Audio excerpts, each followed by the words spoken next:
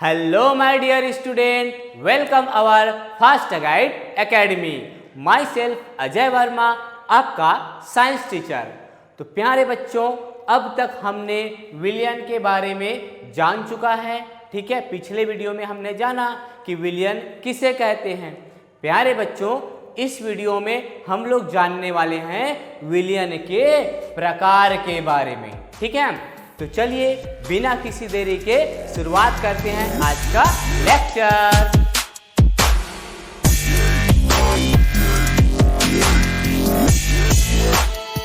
तो प्यारे बच्चों, इस वीडियो में हम जानने वाले हैं विलयन के कितने कितने प्रकार होते हैं। तो सबसे पहले आपको मैं बताना चाहता हूं, विलयन को 3 भाग में आप बांट सकते हो। मतलब विलयन के 3 प्रकार होगा। कौन कौन सा होगा सर? तो पहला आपका संतृप्त विलयन होगा, दूसरा होगा असंतृप्त विलयन और तीसरा होगा अति संतृप्त विलयन। तो चलिए सबसे पहले हमको ये जानना है कि संतृप्त विलयन किसे कहते हैं। तो प्यारे बच्चों, नाम से पता चल रहा है संतृप्त मतलब जो तृप्त है, पेट इसका भरा हुआ है। संतृप्त जैसे कि क्या करते हैं आप अपनी जब खाना खाते हो तो खाना, सभी का खाना एक निश्चित लिमिटेशन तक ही खा सकते हो ना। अब मैं अपने पेट के हिसाब से खाऊंगा। ठीक है, मान लीजिए अब मैं खा लिया, बिल्कुल पेट भर के खाना खा लिया। अब मैं और खाना नहीं खा सकता। ठीक है, बिल्कुल पेट भर के खाना खा लिया तो वो क्या होगा, मेरा संतृप्त हो जाएगा। मैं बोलता हूँ मन तृप्त हो गया, संतृप्त हो गया, पेट भर गया, तो वो क्या होगा आपका एक प्रकार से संतृप्त विलयन के अंतर्गत आएगा। अब ये क्या होगा आपका असंतृप्त विलयन। मतलब असंतृप्त, ये तृप्त नहीं है, ये अभी भूखा है, थोड़ा सा खाया है, इसको अगर और खाना दें तो और खा सकता है। ठीक है, और ये अति संतृप्त है, मतलब पेट भरा है और छक के और खा लिया है और ठूस ठूस के ये खा रहा है। ठीक है, तो ये अति संतृप्त होगा। अब इसको थोड़ा सा अच्छे से हम समझने वाले हैं केमिस्ट्री के भाषा में। देखो प्यारे बच्चों, संतृप्त विलयन मतलब होगा ऐसा विलयन, देखो इसकी सीधा परिभाषा पे ही चले जाते हैं। ठीक है, तो संतृप्त विलयन किसी निश्चित ताप पर, ये इसकी परिभाषा है जिसको आपको लिखना है। ठीक है, तो किसी निश्चित ताप पर विलायक की निश्चित आयतन में। अब सर ये विलायक क्या है? तो मैंने पिछले वीडियो में आपको बताया है कि विलेय क्या होगा और विलायक क्या होगा। तो आप वो वीडियो नहीं देखे हो तो पहले जाकर उसको देख लो। तो प्यारे बच्चों, कोई विलयन है, उसको निश्चित ताप पर, टेम्परेचर फिक्स होना चाहिए, तो निश्चित ताप पर विलायक की निश्चित आयतन में। निश्चित आयतन मतलब यहाँ पे देखो, यहाँ पे इतना जितना वो पानी स्थान घेरेगा, पानी जितना स्थान घेरेगा इस गिलास में, वो उसका क्या कहलाया जाएगा, वो उसका आयतन कहलाएगा। तो निश्चित आयतन में और अधिक विलेय, देखो और अधिक विलेय घोलना संभव नहीं होता, तो ऐसे विलयन को संतृप्त विलयन कहते हैं। क्लियर? मतलब ऐसा कोई, देखो यहाँ पे विलयन इतना फिक्स है आपका, इतना क्या भरा है, यहाँ पे विलायक भरा है, मतलब समझ जाओ ये क्या है आपका पानी है। ठीक है, ये पानी है। अब देखो इसमें यदि मैं शक्कर मिलाता हूँ, क्या मिलाता हूँ, मान लीजिए मैं शक्कर इसमें मिलाता हूँ। ठीक है, किसमें? इस पानी में। पानी क्या है आपका विलायक और शक्कर क्या है आपका विलेय। ठीक है, तो हम इसमें क्या मिला रहे हैं, शक्कर। तो इतना शक्कर मिला लिए इसमें कि अब और शक्कर डालूंगा ना तो वो शक्कर पानी में अब नहीं घुलेगा। क्लियर? क्योंकि जैसे कि हम खा लिए पेट भर के और खाना खा रहे हैं तो अंदर नहीं जाएगा, बाहर भले निकल जाएगा। ठीक है, तो वो क्या होगा आपका संतृप्त विलयन। और शक्कर डालो तो भैया कहाँ पे घुलेगा? पानी की उतनी क्षमता नहीं है कि जितना ज़्यादा शक्कर डालते जाओ और सबको घोलते जाए। आई होप बच्चों आपको संतृप्त विलयन अब बात समझ में आ गया होगा। संतृप्त विलयन वह विलयन होगा जो कि निश्चित ताप पर निश्चित विलायक में, विलायक की निश्चित आयतन में और अधिक विलेय को घोल पाना संभव नहीं होगा। ऐसे विलयन को कौन सा विलयन बोला जाएगा? संतृप्त विलयन। क्लियर?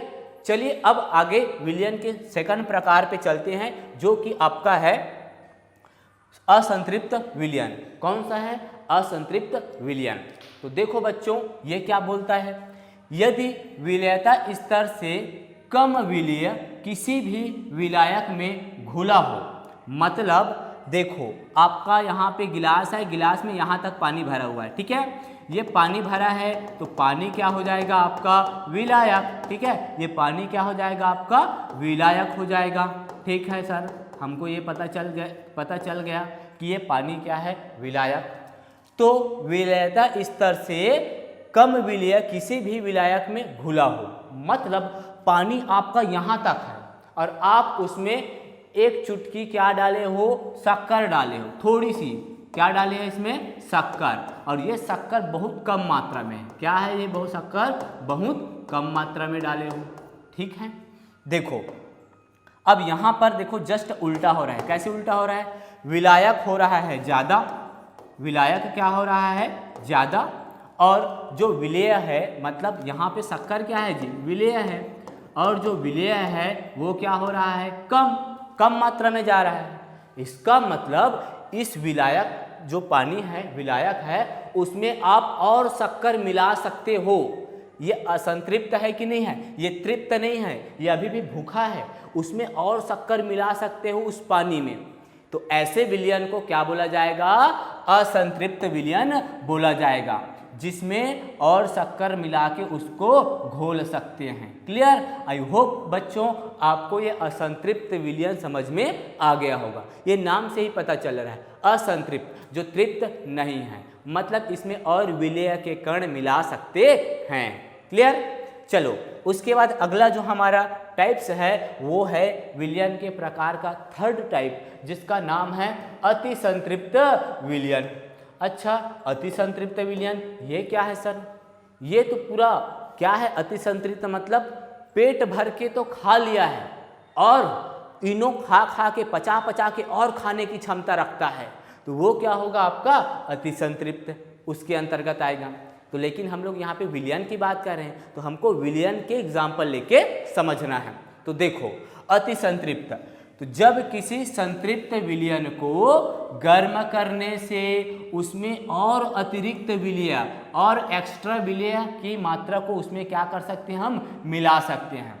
तो अतिरिक्त विलय के कण मिलाए जा सकते हैं, तो इस प्रकार के विलयन को क्या बोला जाएगा बच्चों? अति संतृप्त विलयन बोला जाएगा। क्लियर? जैसे कि देखो कुछ लोग क्या होते हैं? भुक्खड़ टाइप के होते हैं और बहुत खाना चाहते हैं स्वाद अनुसार, तो पेट भर का किसी पार्टी में गए हैं, पेट भर का भात खा लिया है, चावल खा लिया है, अब देखा अरे यार उधर तो रसगुल्ला बट रहा है, उधर तो गुपचुप बट रहा है, तो मैं तो पेट भर के खा लिया हूँ, अब क्या करूँ?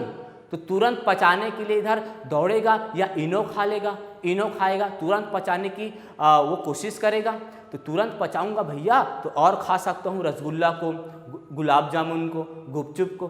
तो वो क्या होगा? वो किसके अंतर्गत आ जाएगा? वो आपके अति संतृप्त के अंतर्गत आ जाएगा।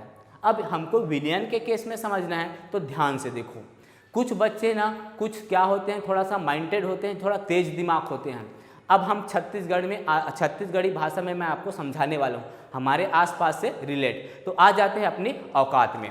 तो देखो बच्चों, हमन जब कमच्छठ के टाइम क्या करथन, घर घर में लाइट फूटते कि नहीं फूटे? हाँ सर, लाइट फूटते।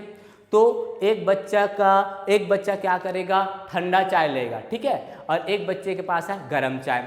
तो एक बच्चे के पास ठंडा चाय है ना, तो वो क्या करेगा? लाइला ओ में डाली जी, लाइला कप में डाली, तो ठीक है। ओकर बाद लाई है तो अमात नहीं हो, ते मोल कतनी कन लाई देश, मोर अमात नहीं है लाई में। और एक बच्चा क्या करी, वो थोड़ा दिमाग वाला है, वो गर्मा गर्म चाय लाएगा। क्या लाएगा? गर्मा गर्म चाय लाएगा, और फिर लाइला फिर बोलते जाओ। क्यों? क्योंकि गर्मे गर्म चाय में भैया लाई को आप इतना लाई है उसको ठंडे चाय में बोर के देखो, और इतना लाई को ही गर्म चाय में बोर के देखो, तो अगर लाई इतना सारा भी है ना, तो वो गर्म चाय में पूरा डूब जाता है। इसके पीछे लॉजिक क्या है? क्योंकि जो गर्म वस्तुएं होती है वो आयतन में प्रसार करती है, जगह बनाती है। तो हमेशा ध्यान रखना, गर्म चाय में ज़्यादा लाई आता है और ठंडे चाय में कम लाई आएगा। समझ गए? तो अगली बार आप भी ट्राई करना, ठीक है? तो देखो यहाँ पे देखो लाई है, यहाँ तक भर गया है लाई। अब भाई तुमको तुम्हारे बंटवारे में इतना सारा लाई मिला है खाने के लिए, तो क्या इसको फेंक दोगे क्या? नहीं, अब आप तेज दिमाग लगाओगे। हमने अजय सर से पढ़ा है अगर चाय गर्म हो तो और ज़्यादा लाई उसमें डाल सकते हैं, तब आप गर्मा गर्म चाय लोगे। अब ये चाय क्या हो जाएगा आपका? गर्मा गर्म हो जाएगा। अब इतना सारा लाई बचा है तो सारे के सारे लाई इसके अंदर आ जाएंगे। कैसे? अभी तक तो यहाँ भरे थे, अब हमने इसको क्या करा? गर्म करा। किसको? चाय को। जैसे ही चाय गर्मा गर्म लिए ना, तो जितना लाई था, ये लाई है आपका, जितना लाई है, ठीक है। जिसको लाई नहीं पता होगा, भैया ऐसी तो हो ही नहीं सकता, छत्तीसगढ़ में हो और आपको लाई नहीं मालूम होगा तो ऐसी बात नहीं है, है ना। तो शहर के बच्चे को हालांकि एक समय में वो पता नहीं होगा, लेकिन गांव के बच्चे जानते हैं लाई को। तो देखो लाई, वो चावल से जो फूटते हैं ना वो लाई, तो लाई को अब गर्मे गर्म चाय में डालो, तो जितना लाई था ना, सारे के सारे लाई इसके अंदर आ जाएंगे। क्यों? क्योंकि गर्म वस्तुओं में आयतन में प्रसार होता है, वो अपने अंदर उसको घोल लेता है, ठीक है। अब वही पॉइंट लिखा है, जब किसी संतृप्त विलयन, मतलब पहले संतृप्त है, जितना विलय के कण आने थे, जितना लाई आना था इसके अंदर आ चुका है। अब क्या होगा? संतृप्त विलयन को गर्म करके या गर्म करने से उसमें अतिरिक्त विलय, मतलब अतिरिक्त एक्स्ट्रा लाई इसमें डाल सकते हैं। कब? जब हम उसको क्या करेंगे? गर्म करेंगे, मिलाए जा सकते हैं। तो इस प्रकार से बने विलयन को क्या बोला जाएगा? अतिसंतृप्त विलयन बोला जाएगा। आई होप बच्चों आपको ये विलयन के प्रकार, ये वाला पॉइंट समझ में आ गया होगा, ठीक है।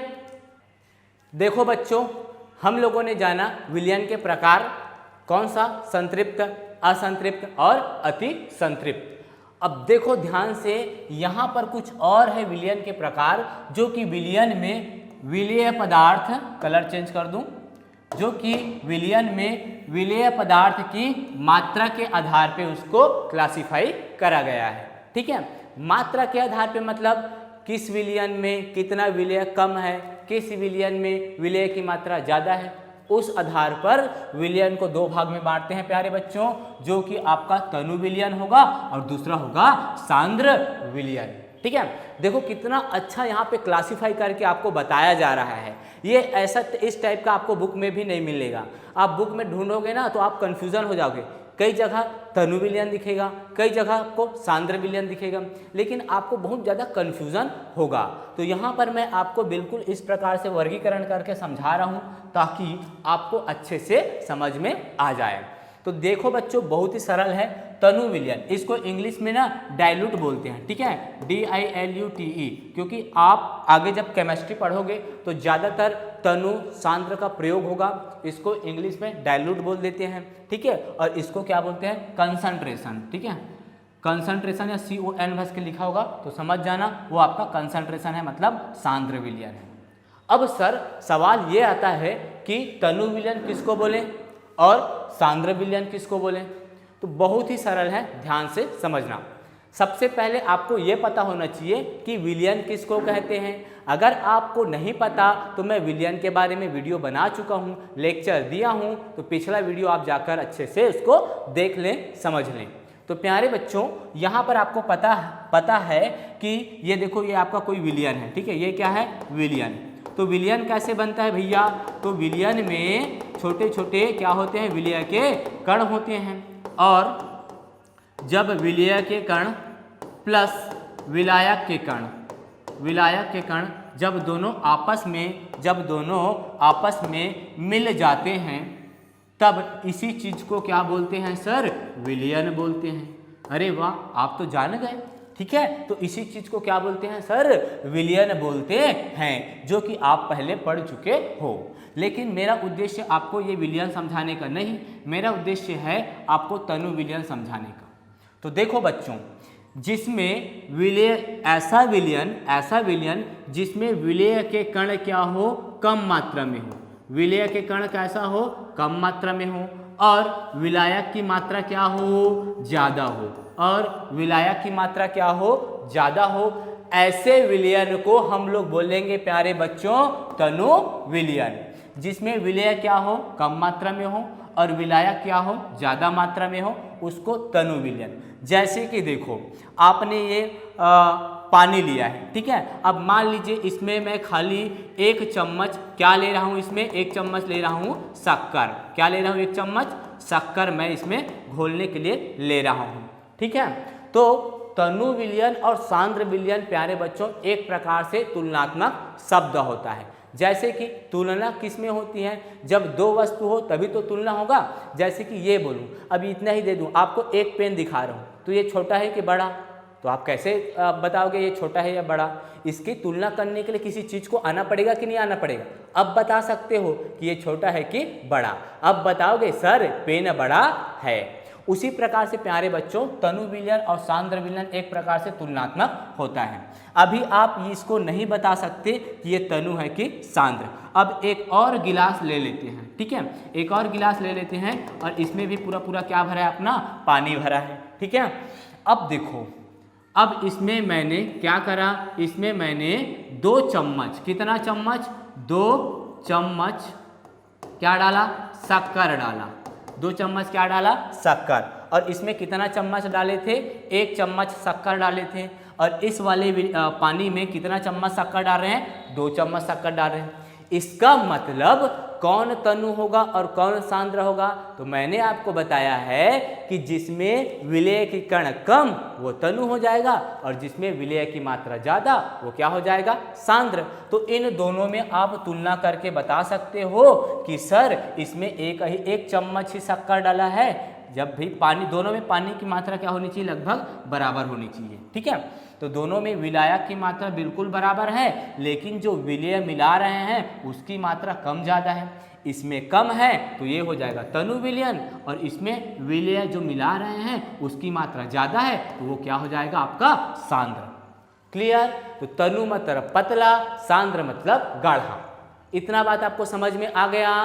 तनु मतलब एक प्रकार से अगर शरबत है और इधर चाशनी है तो बताओ कौन तनु कौन सांद्र। तो सर जो शरबत है वो तनु विलयन हो जाएगा, और जो चाशनी मतलब चाशनी में कुछ ज़्यादा ही शक्कर मिला है तो चाशनी मतलब वो हो जाएगा आपका सांद्र विलयन। आई होप बच्चों आपको तनु विलयन और सांद्र विलयन का टॉपिक बिल्कुल आसान वे में समझ में आ गया होगा। तो चलिए आगे बढ़ते हैं। चलिए बच्चों अब हम कुछ न्यूमेरिकल टाइप क्वेश्चन देखते हैं, मतलब आंकिक प्रश्न कई बार आते हैं आपके एग्जाम में कि किसी विलयन की सांद्रता ज्ञात करने के लिए, तो उसको आप कैसे ज्ञात करोगे तो वो मैं आपको यहाँ पे बताने वाला हूँ। तो ध्यान से देखो प्यारे बच्चों, यहाँ पे क्वेश्चन आपका विलयन की सांद्रता जानने के लिए सूत्र है। तो ये सूत्र क्या है, तो आप यहाँ पे देख सकते हैं विलयन का द्रव्यमान प्रतिशत। आपको प्रश्न में पूछेगा विलयन की सांद्रता ज्ञात कीजिए, तो सूत्र ये वाला लगाओगे, ठीक है। विलयन का द्रव्यमान प्रतिशत बराबर होता है विलेय का द्रव्यमान बटे विलयन का द्रव्यमान इंटू में क्या है आपका 100, ठीक है। तो ये आपको सूत्र याद रखना पड़ेगा। विलयन का द्रव्यमान प्रतिशत ज्ञात करने के लिए यहाँ पे विलेय का द्रव्यमान, विलेय क्या होता है आपको बताया हूँ, जो कम मात्रा में होता है। विलयन का द्रव्यमान, विलयन क्या होता है, जब विलेय और विलायक आपस में मिलते हैं तो क्या बनता है, विलयन, ठीक है। तो देखो इसके बाद चलिए मैं एक क्वेश्चन आपको करा देता हूं। तो यहाँ पे क्वेश्चन आपसे पूछा गया है, एक विलयन के 220 ग्राम विलायक जल में 20 ग्राम साधारण नमक विलेय है। अब कौन विलेय है कौन विलायक है आपको पहचानने आना चाहिए। अब हमसे प्रश्न पूछ दिया भैया विलयन की सांद्रता ज्ञात कीजिए, ठीक है। तो चलिए इस सवाल को बनाते हैं। तो आपको पता है ना सूत्र, विलयन का द्रव्यमान प्रतिशत बराबर होता है, ये सूत्र आपको पता है। तो सबसे पहले प्यारे बच्चों ध्यान रखना, आपको विलेय का द्रव्यमान पहले पता होना चाहिए, क्योंकि जो सूत्र में दिया है वो चीज़ आपको पता होगा तभी तो मान निकलेगा जी। तो देखो, तो यहाँ पर पहले देखो विलेय का द्रव्यमान कितना है, चलो बताओ विलेय का द्रव्यमान कितना है, ढूंढो क्वेश्चन में कहाँ पे है। तो देखो एक कोई विलयन है 220 ग्राम विलायक में जल में 20 ग्राम साधारण नमक। तो देखो प्यारे बच्चों ये पानी है जो कि आपका विलायक है। विलायक कितना ग्राम दिया है पता है, 220 ग्राम विलायक जल लिखा है जल, तो ये विलायक है। उसमें कितना ग्राम नमक घोले हैं, देखो ये देखो लिखा है, ये विलेय है आपका, ये क्या है विलेय का द्रव्यमान और ये क्या है आपका विलायक का द्रव्यमान, ठीक है। तो देखो 40 ग्राम साधारण नमक विलेय है, स्पष्ट लिखा है प्रश्न में, मतलब विलेय का द्रव्यमान। और पिछला वीडियो में मैंने आपको बताया है द्रव्यमान क्या होता है, उसका भार। तो भैया द्रव्यमान कितना दिया है, तो वो दिया है सर 40 ग्राम। क्लियर, 40 ग्राम दिया है। अब देखो और किस चीज़ की जरूरत है हमको, विलयन का द्रव्यमान। तो विलयन का द्रव्यमान कैसे निकलेगा, अच्छा प्रश्न में देखो विलयन का द्रव्यमान दिया है क्या, ढूंढो जल्दी, नज़र दौड़ाओ। तो विलयन का जो द्रव्यमान है वो कैसे निकालोगे, देखो कोई एक विलयन है जिसमें 520 ग्राम विलायक जल, लेकिन यहाँ पर विलयन का द्रव्यमान दिया ही नहीं है, आपको विलायक दिया है और विलेय। तो क्या आप विलयन का द्रव्यमान निकाल सकते हो? हाँ सर निकाल सकते हैं। कैसे, आपको पता है विलयन कैसे बनता है, आप सबको पता है विलयन कैसे बनता है। यहाँ पे लिख देता हूँ सर, जब विलेय और विलायक दोनों आपस में मिलते हैं सर, तब क्या बनता है भैया, तब बनता है आपका विलयन। क्लियर। तो देखो अब भी विलयन का द्रव्यमान मतलब विलेय के द्रव्यमान और विलायक के द्रव्यमान दोनों को जोड़ दो। तो दोनों को जोड़ो तो विलायक का द्रव्यमान कितना दिया है, 520 ग्राम दिया है, प्लस विलेय का द्रव्यमान कितना दिया है, 40 ग्राम दिया है। दोनों को जोड़ो तो टोटल कितना निकलेगा, तो आपका जो टोटल यहाँ पे निकलने वाला है वो 40 और 20, अरे ये गड़बड़ हो गया थोड़ा सा, ये 520 होना चाहिए था, है ना, ये गलत लिख दिया, ये होगा आपका 520 ग्राम। ठीक है, 520 ग्राम दिया है। ठीक है, अब ये 40 में 20 जोड़ो तो ये टोटल कितना हो जाएगा, 560 ग्राम द्रव्यमान हो जाएगा किसका, विलयन का। अब सूत्र पे मार रखो। अब प्रश्न तो आपको बोला है विलयन की सांद्रता ज्ञात करने का, तो विलयन की सांद्रता कैसे ज्ञात करते हैं, विलयन का द्रव्यमान प्रतिशत का सूत्र लगाकर। तो विलयन का द्रव्यमान प्रतिशत इज इक्वल टू हो जाएगा विलेय का द्रव्यमान। तो बताओ विलेय का द्रव्यमान कितना है, 40 बटा में विलयन का द्रव्यमान कितना है, विलयन का द्रव्यमान निकाले हैं सर 560 ग्राम। ठीक है, इनटू में क्या है आपका 100। भैया प्रतिशत निकालने के लिए किसका गुणा करते हैं जी, 100 का गुणा करते हैं सर, तो ये 100 है। उसके बाद देखो काट दो इसको, 0 से 0 कटा, ये हो जाएगा आपका 400 बटे में 56 56, और इसका आप निकालोगे गुणा भाग करके, जो भी मान आएगा वो आपका परसेंट में आएगा। तो ये आपके लिए होमवर्क है, इसको सॉल्व करके लाना। यहाँ पे जो भी आंसर होगा वही आपका क्या हो जाएगा, विलयन की सांद्रता हो जाएगी। आई होप बच्चों आपको यहाँ पे बात समझ में आ गया होगा कि किस प्रकार से आपको आंकिक प्रश्न भी बनाने आने चाहिए। तो अब तक के लिए इतना ही प्यारे बच्चों, मिलते हैं नेक्स्ट वीडियो में, तब तक के लिए बाय बाय।